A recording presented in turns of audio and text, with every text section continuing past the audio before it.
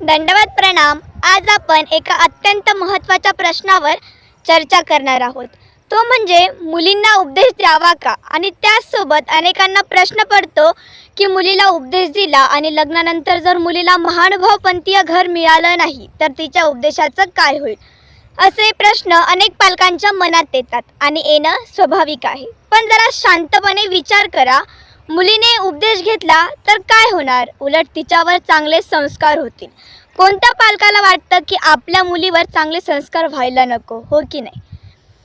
उपदेश म्हणजे फक्त परंपरा नाही, तर उपदेश म्हणजे परमेश्वराशी जोडणारा मार्ग आहे.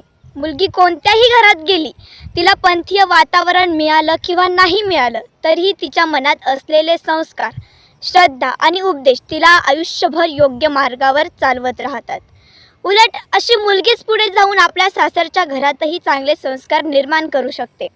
त्या मुलीला देवधर्म करताना बघून तिच्या सासरच्या लोकांच्या मनात येऊ शकतं की ही इतका देवधर्म करते, तर काय आहे असं महानुभाव पंथात उपदेशाचं सामर्थ्य? तिचं बघून तेही महानुभाव पंथात प्रवेश करू शकतात. त्यामुळे भीती बाळगू नका. तिच्या उपदेशाचं काय होईल, कसं होईल, तिला उपदेशी घर मिळेल की नाही, या गोष्टीची काहीच काळजी करू नका. अहो, आपल्या पाठीशी साक्षात परब्रह्म परमेश्वर या सृष्टीचा करता धरता सर्वज्ञ श्री चक्रधर स्वामी आहेत. उपदेश घेतलेलं कधीच वाया जात नाही. तो तिच्यासोबत कायम राहतो, तिचं रक्षण करतो आणि योग्य वेळी तिच्या आयुष्याला दिशाही देतो. म्हणूनच लक्षात ठेवा, मुलीला संपत्ती देण्यापेक्षा तिला उपदेश द्या, चांगले संस्कार द्या. कारण संस्कारी मुलगी फक्त स्वतःचं नाही तर 2 घराचं कल्याण करू शकते. आपल्या धर्माला पुढे नेणे हे आपलेच कर्तव्य आहे. आपणच जर मुलींना उपदेश द्यायला घाबरलो तर कसं होईल? येणाऱ्या पुढच्या पिढीला आपला धर्म कसं कळेल?